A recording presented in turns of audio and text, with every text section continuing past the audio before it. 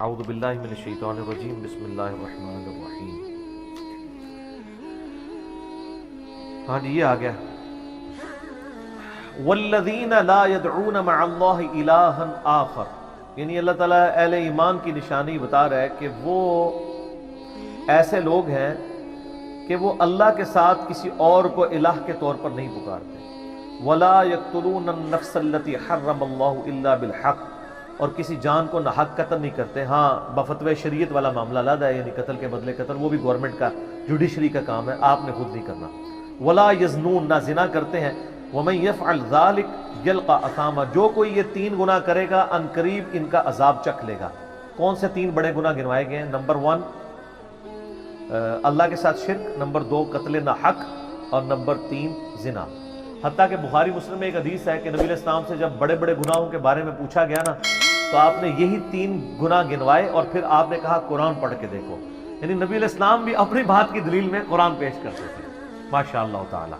والذین لا يدعون مع اللہ الہا آخر ولا يقتلون النفس التي حرم اللہ الا بالحق ولا يزنون ومن يفعل ذلك يلقى اثاما يضاعف له العذاب يوم القیامة ويخلد فيه مہانا، جو یہ 3 گناہ کرے گا اس کے لیے عذاب دگنا کر دیا جائے گا قیامت میں، اور وہ ذلیل و خوار کر کے آگ میں یعنی جھونکا جائے گا۔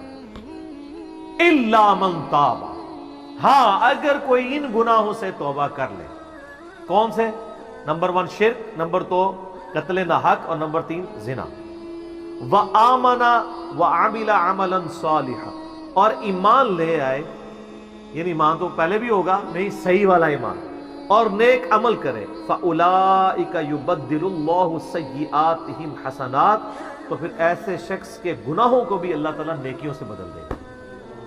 صرف معافی نہیں سر، جتنے بڑے بڑے گناہ تھے اسی لیول کی بڑی بڑی نیکیاں۔ وَكَانَ اللَّهُ غَفُورًا رَحِيمًا، اور اللہ تعالیٰ تو بخشنے والا مہربان ہے۔ وَمَن تَابَ وَعَمِلَ صَالِحًا، جو کوئی توبہ کرے اور نیک اعمال کرے، فَإِنَّهُ يَتُوبُ إِلَى اللَّهِ مَتَابًا، تو اللہ تعالیٰ کہتا ہے کہ میرے ذمے ہے اس کی توبہ کو قبول کرنا۔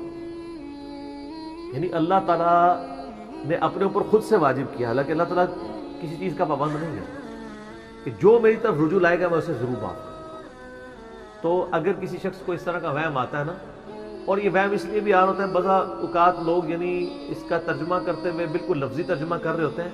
قرآن حکیم کی آیات چونکہ پورے کانٹیکسٹ کے ساتھ ہوتی ہیں، بیک گراؤنڈ میں آیات نازل ہوئی ہوتی ہیں، لہٰذا میں جب بھی ان آیات کا ترجمہ کرتا ہوں نا، جب اسپیسیفکلی شرک کو ایڈریس کر رہا ہوتا ہوں، میرا لیکچر نمبر ہے مسئلہ نمبر 3، دعا صرف اللہ ہی سے، اور سچ پیپر بھی ہے اس کے اوپر، تو ہم یہ ترجمہ جو ہے نا یہ آیت، ان اللہ لا یغفر ان یشرک بہ، بے شک اللہ اس گناہ کو کبھی معاف نہیں کرے گا کہ کوئی شخص اللہ کے حضور قیامت والے دن اس حال میں پیش ہوا کہ اس نے دنیا میں شرک کیا ہوا، یعنی بغیر توبہ کے وہ مرا۔ وَيَغْفِرُ مَا دُونَ ذَلِكَ لِمَن يَشَاءُ، اور شرک کے علاوہ ہر گناہ معاف کر دے گا، وہ بھی اوپن لائسنس نہیں، جس کے لیے چاہے گا۔ یعنی جو شخص شرک سے توبہ کیے بغیر گیا نا، اس کی تو توبہ ہے ہی نہیں قیامت میں۔ ہاں دنیا میں کر گیا وہ معاملہ علیحدہ ہے، قیامت میں اللہ سے اس حال میں ملا کہ اس نے دنیا میں شرک کیا ہوا اور توبہ نہیں کی ہے، تو اللہ تعالیٰ اس کا یہ گناہ معاف نہیں کرے گا۔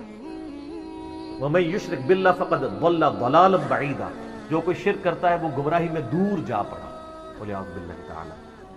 دنیا میں تو میرے بھائی جامعہ ترمذی میں حدیث ہے، نبی علیہ السلام نے فرمایا موت کے غرغرے سے پہلے اللہ تعالیٰ توبہ قبول کرے۔ موت کے غرغرے سے مراد ہے نزع کا عالم طاری ہونے سے پہلے، جب کسی کو موت نظر آ گئی نا، اب وہ توبہ نہیں کر سکتا۔ وہ تو قرآن حکیم میں ہے نا، فرعون جب ڈوبنے لگا تھا تو اس نے کیا کہا تھا، میں ہارون اور موسیٰ کے رب پر ایمان لاتا ہوں، بنی اسرائیل کے رب پہ، تو اللہ تعالیٰ نے کیا فرمایا تھا، الآن، اب لایا ایمان۔ حالانکہ ایمان تو لے آیا تھا، وہ گرگرا تو وہ لے ہی رہا تھا نا، غوطہ تو کھا رہا تھا نا۔ تو موت کے گرگرے سے مراد ہے نزع کا عالم طاری ہونے سے پہلے۔ اور اس میں ایک پوائنٹ کئی دفعہ ہائی لائٹ کر چکا ہوں، یہاں پہ بھی کر دوں، اگر آپ کو کسی شخص کے بارے میں یہ پتہ چل جائے نا کہ اس کو لا علاج بیماری لگ چکی ہے اور وہ اب کچھ عرصے میں ایکسپائر ہو جائے گا، جیسے کینسر ہے، یعنی ہم نے یہ لرن کر لیا نا کہ کینسر جب تھرڈ سٹیج کے اوپر پہنچ جاتا ہے تو وہ انسان بچتا نہیں ہے۔ جس شخص کو کینسر ہوا ہے یا سپوز اس کے گردے فیل ہو گئے یا دل بالکل ایج پہ پہنچ چکے ہیں، ایسے لوگوں کو یعنی پاکستان انڈیا میں تو لوگ چھپاتے ہیں کہ پہلے ہی نہ کہیں مر جائے وہ سن کے۔ کتنی حیران کن بات ہے کہ مسلمان جس کے لیے موت ایسٹ ہونی چاہیے، چلو کافر کو تو سمجھ آتا ہے، اس نے تو دنیا ہی کمائی ہے نا، مسلمان بھی مرنے سے پہلے مر جاتے ہیں موت کا سن کے۔ ایسا تو نہیں ہونا چاہیے صورت۔ اور یہ ٹانٹ اللہ نے قرآن پاک میں یہودیوں کو دی ہے سورہ جمعہ کے اندر، کہ کہتے ہیں نا اللہ کے بڑے چہیتے ہیں، ان کو کہو کہ تم موت کی تمنا کرو اگر تم سچے ہو۔ اگر تم اللہ کے چہیتے ہو تو پھر موت تو تمہارے لیے خوشخبری ہونی چاہیے، لائبلٹی نہیں ہونی چاہیے، ایسٹ ہونی چاہیے۔ اب یہی تان ہمیں بھی آ رہا ہے، مسلمان کی حالت نہیں ہونی چاہیے، اس کو موت کا پتہ چلے تو جناب وقت سے پہلے ہی مرنے کی کوشش کرے۔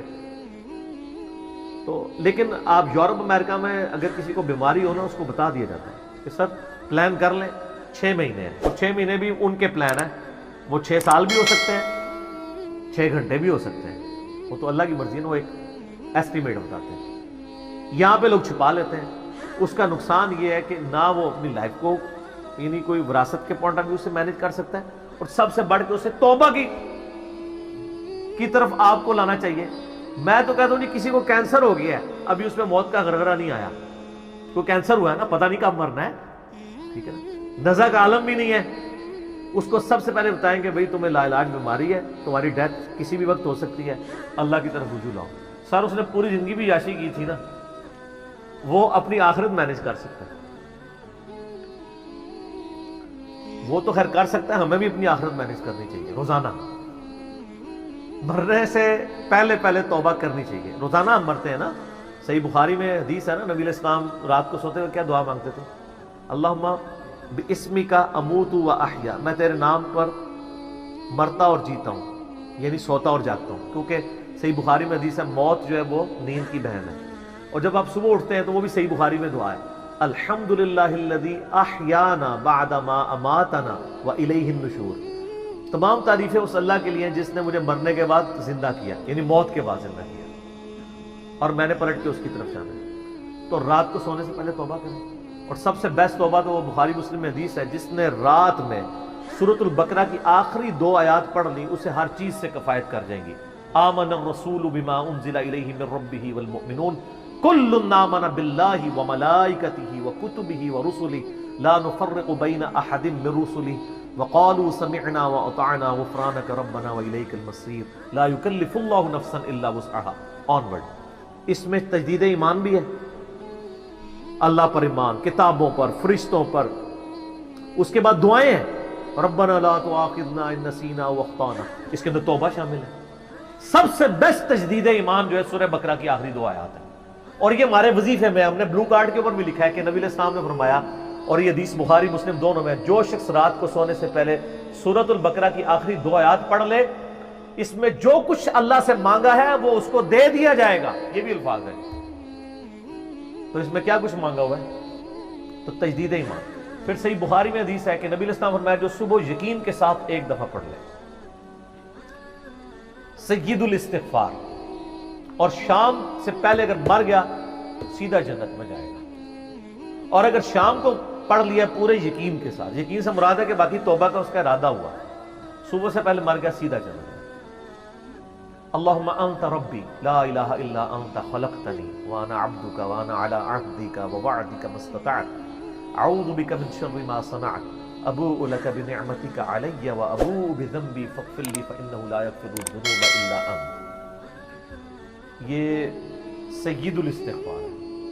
تو یہ وہ ہے توبہ جو روزانہ کرنی چاہیے، نزع سے پہلے یعنی صبح بھی پڑھے شام کو پڑھے۔ بلکہ مسند البزار میں صحیح سند کے ساتھ ہے کہ نبی صلی اللہ علیہ وآلہ وسلم ہر فرض نماز کے بعد بھی سید الاستغفار پڑھتے ہیں، ہر فرض نماز کے بعد۔ ایک تو ہم پڑھتے ہیں نا اللہ اکبر استغفر اللہ استغفر اللہ استغفر اللہ اللہم انت السلام ومنک السلام تبارکت یا ذا الجلال والاکرام۔ اس کے بعد آپ سید الاستغفار آیت الکرسی بھی پڑھیں، آیت الکرسی کے بارے میں بھی آیا ہے سنن نسائی الکبریٰ کے اندر صحیح سند کے ساتھ، ہم نے گرین کارڈ میں ڈالا ہے کہ جو شخص آیت الکرسی فرض نماز کے فوراً بعد پڑھے گا مرتے ہی جنت میں جائے گا۔ لیکن نماز پڑھے گا، خالی آیت الکرسی نہیں، نماز کے فوراً بعد، تو نماز بھی اس کو پڑھنی چاہیے۔ تو اس طرح یعنی تجدید ایمان والا یہ معاملہ بھی کرنا چاہیے، اور یہ وہم ہی نہیں بننا چاہیے کہ اللہ تعالیٰ معاف نہیں کرے گا۔